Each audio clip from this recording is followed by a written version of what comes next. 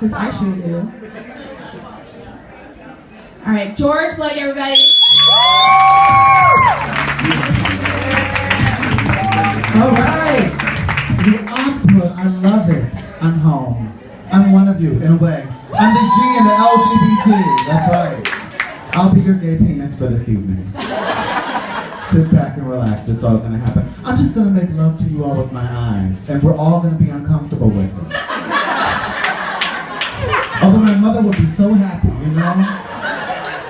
My mother, I love my mom, but you know, the thing about moms is they always want the best for you. In my mom's case, she wanted me to marry a beautiful black woman like her, but I just can't watch that much Scandal. I don't have the time, DVR, it just takes too long. As a kid, though, it was kind of funny because I didn't think my parents knew. Like, I was just like I am now, like, look at that hand. I didn't think they knew. I was fooling no one. But they tried to put up with me, even though it was every day, like to go to school, like run to the bus stop like this. I'd wake up in the morning and do this.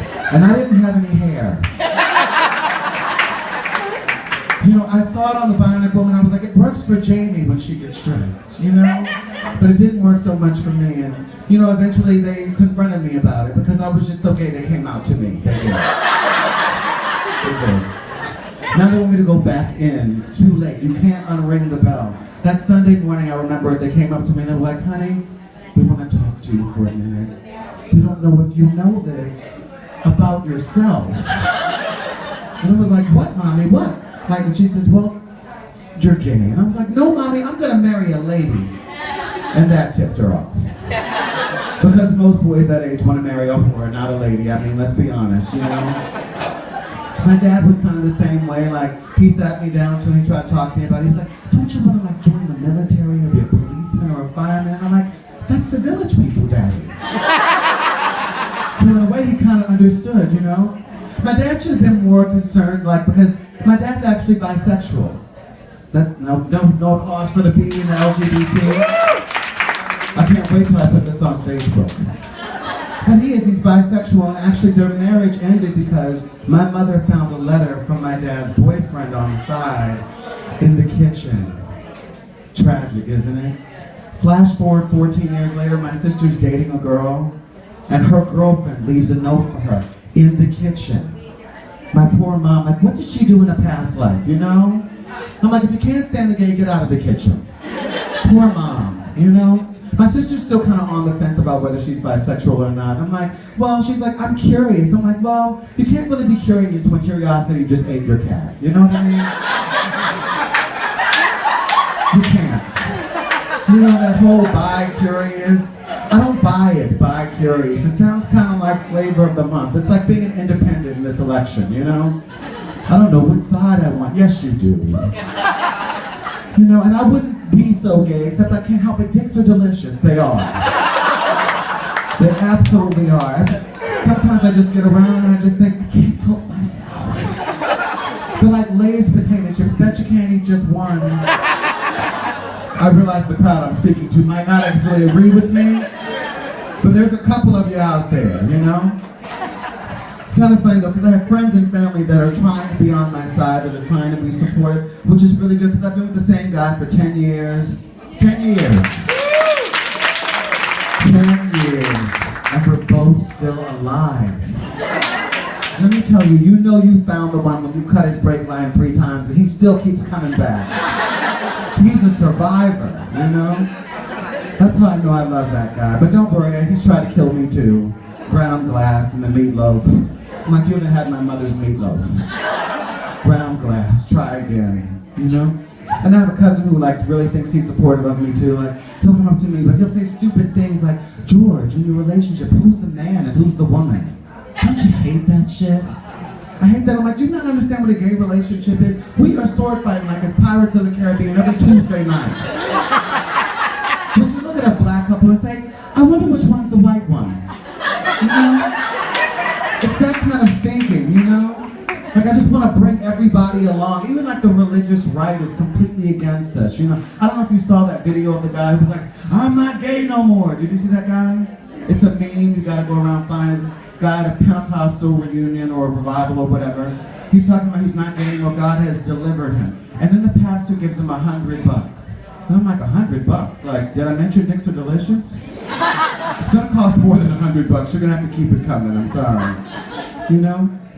Like, that kind of bothered me also because he's wearing this big yellow bow tie while he's pronouncing that he's not gay. I'm like, you're not gay, but your bow tie clearly is. You know? We should be more accepting of ourselves, I think. And then I get like women who like are my girlfriends, my straight girlfriends, over-identify with me because I'm a gay man. And they'll come to me and say, George, I have cramps. I don't know anything about cramps. I want one lesbian in this room to raise her hand and say, you know what ball sweat's all about. Exactly. You know? People want too much from us.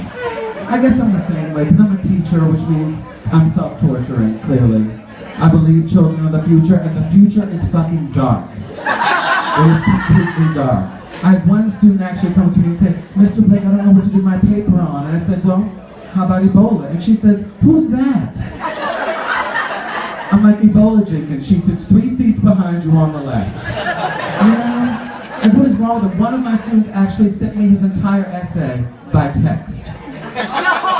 26 pages, lowercase and emojis. Hashtag TTYL. What am I supposed to do with that, you know?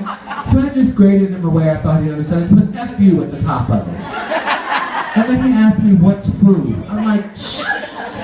Hashtag you're an idiot. Hashtag go away. Hashtag vote Republican. You know? Like, what is wrong with these kids? You know, they drive me nuts. But part of it is the celebrity culture that they're in, you know? They don't know anything about the election, but they know all about Beyonce. They know all about Jennifer Lopez. By the way, if you're ever surrounded by gay men, never say a bad word about Beyonce. I didn't. I was almost scratched to death. It was the most frightening experience. I can't tell you. Or like Kim Kardashian on the cover of Paper magazine, I'm sure you've seen it.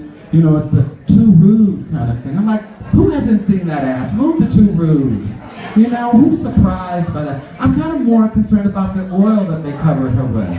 I'm like, does that mean when Kanye goes down on her now, his diet will be full of fat and cholesterol? How does that work out? I'm a little concerned, you know? But there's other things in my world other than that. You know, I read TMZ, I'll be honest. My students all think I read like really big texts over the weekend. So, Mr. Blake, did you read Shakespeare this weekend? I'm like, no, I watched The Housewives of Atlanta. That meaning? You know, like that's what my life is. Like I try to dumb myself down so I can be where they are. And actually the other day I had a student come up to me and it was sort of his fault, it was sort of my fault. It was a really weird homoerotic situation. He's standing at my desk, head level, and he's like, is there anything I can do for more extra credit? And I'm like, this could get really illegal really quick. You know what I mean? But I just gave him regular extra credit. I didn't put any sexual tax on him. You know, they're always afraid we're recruiting people, you know? I mean, look, do we need to recruit gay people? I'm sorry, we do not need to recruit. Our membership drives, we're like AA. We advertise by, what is it?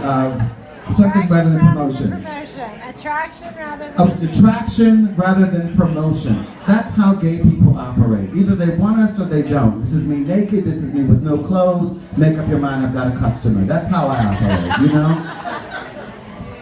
So there's a couple other things I actually want to say before I have to get off of here. It's also in that celebrity vein because students don't read, you know what I mean? Like we're more concerned about what celebrities think about us. I actually had them like read a paper on the KKK because right now, I don't know if they're recruiting.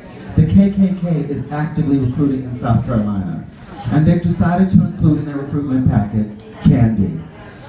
Because nothing says sweet tooth like a lynching, I guess, right? And I'm like, what kind of candies is this? Is this anti-Semitic jujubes? It probably is. It might be Mike and Ike's because you know they're a little fruity, that's all I'm saying. And the other thing about the KKK that's kind of crazy is people think like giving them candy, they think that's going to make a difference. I'm like, there are 6 good teeth left in the entire state of South Carolina. The AMA is going to be pissed. You know what I mean? Look out for your people, and that's all I've got for you guys. Thank you.